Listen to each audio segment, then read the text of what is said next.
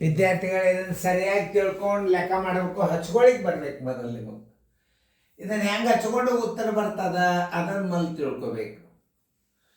4 ರೂಪಾಯಿಗಳ ಶೇಕಡ 15 ಅದನ್ನು ಹೆಂಗೆ ಹಚ್ಕೊಂಡ್ರೆ ಉತ್ತರ ಬರ್ತದ. ರೂಪಾಯಿಗಳ ಅದನ್ನ ಸರಿಯಾಗಿ ಅರ್ಥ ಮಾಡ್ಕೊಂಡು ಬಿಟ್ರೆ ಬಂದ್ಬಿಡ್ತದೆ. ನೋಡ್ರಿ, ನಾ ಎಲ್ಲರೂ ಮಾಡೋದಾಯ್ತು, ವಿಡಿಯೋ ಆನ್ ಮಾಡಿ ನಾ ಇಲ್ಲಿ ತಿಳಿಸ್ತಾನು. 4 ರೂಪಾಯಿಗಳ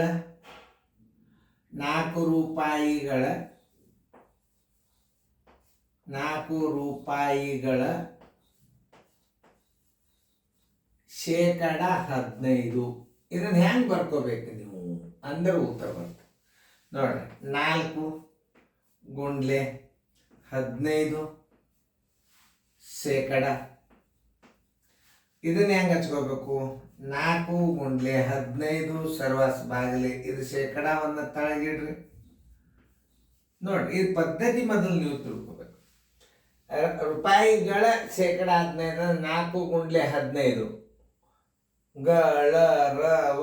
4 ರೂಪಾಯಿಗಳ 15 ಶೇಕಡ. ಇದು ಗಳ ಅಂದ್ರೆ ಗುಣಾಕಾರ ಹಾಕಿದ್ರಿ, ಶೇಕಡ ಚಿನ್ನ ತಳಗಿಟ್ರಿ. 15 4 60 ಇಡ್ರಿ, ತಳಗ 100 ಇಡ್ರಿ.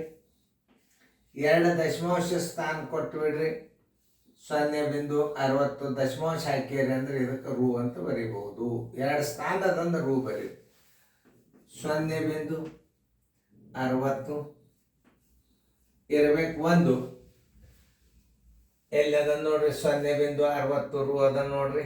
ಉತ್ತರ ಸಂಖ್ಯೆ ಸಿ. ಉತ್ತರ ಸಂಖ್ಯೆ ಸಿ. ನೋಡ್ರಿ, ಚೆಕ್ ಮಾಡ್ಕೋರಿ. ನೀವು ಚೆಕ್ ಮಾಡ್ಕೊಂಡು ಆಮೇಲೆ ನನಗೆ ಹೇಳಿ.